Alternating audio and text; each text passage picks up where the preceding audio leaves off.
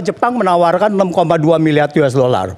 Kemudian China menawarkan 5,5 miliar dolar. Lebih murah. Lebih murah. Lalu 6,2 versus 5,5 miliar. Ya. Nah, di situ katanya dipilih. Tapi kita lihat pembiayaan adalah 75%. Dua-duanya mengatakan 75%. Ya, dengan bunga per tahun 0,1% dan China 20%. Jadi kalau 2,0. 2%. Ya, 2,02%.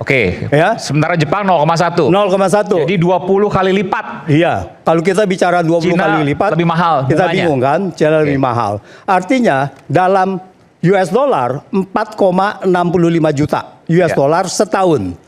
China 20 kali lipat yaitu 82,5 juta US dollar. Bunga dalam 10 tahun 46 juta untuk Jepang dan 825 juta untuk China. Komponen biaya bunga yang sangat besar ini karena dia 75% pembiayaan harusnya dihitung sebagai biaya proyek. Dimanapun dalam evaluasi proyek itu harus diikuti. Karena bunganya harus dibayar. Karena bunga harus dibayar. Jadi, dan kita fix bunga dibayar 10 tahun tetap. Karena kita grace period tidak bayar cicilan. Jadi mudah sekali untuk dihitung. Ya. Jadi kalau kita bilang biaya proyek plus bunga 10 tahun. Selama 10 tahun. Maka Jepang lebih murah. Biayanya cuma 6,246,5. Sementara China 6,325 miliar dolar. Jadi kalau dihitung 10 tahun Jepang lebih murah. Semua biaya kita hitung, ini Jepang lebih murah. Ini kan hitung-hitungan sederhana banget. Sangat sederhana, tetapi masalahnya mereka juga tahu. Tapi masalahnya mereka ini, siapa? Mereka ya yang mengevaluasi proyek. Yang mengevaluasi menentukan proyek waktu itu. Yang tadi disebutkan Bu Rini Sumarno, lalu Pak Luhut gitu ya. Mungkin dia ada timnya, ada task force-nya dan sebagainya gitu kan. Karena mereka sudah tahu.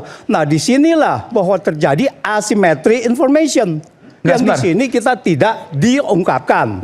Ini kan kalau ada hitung-hitungan seperti ini nggak perlu ada yang ditutup-tutupi. Ini kan terbuka semua, bunganya sekian, pokoknya sekian, 10 tahun hasilnya sekian. Nah, sederhana banget. Sebentar, saya masuk dulu. Betul. Nggak, artinya begini, kalau seandainya dipikir antara Cina dan Indonesia yang kemudian saling menutupi, nggak juga, karena dua-duanya terbuka. Yang ada adalah, jadi kalau menurut saya koreksi kalau saya salah, Bung Antoni.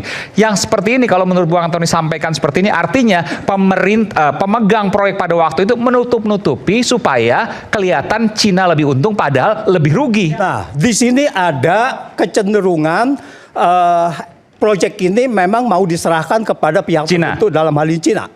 Ya, maka ini tidak masuk dalam evaluasi.